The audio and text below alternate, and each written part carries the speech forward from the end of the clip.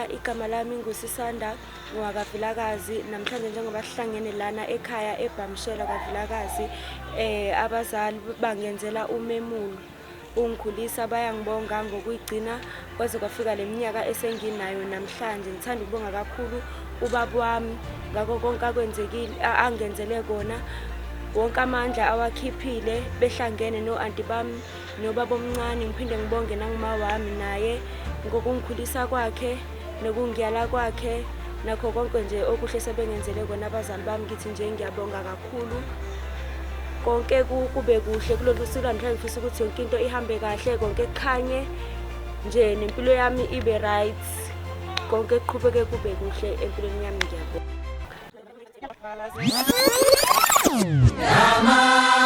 Yamazulu, Yamazulu.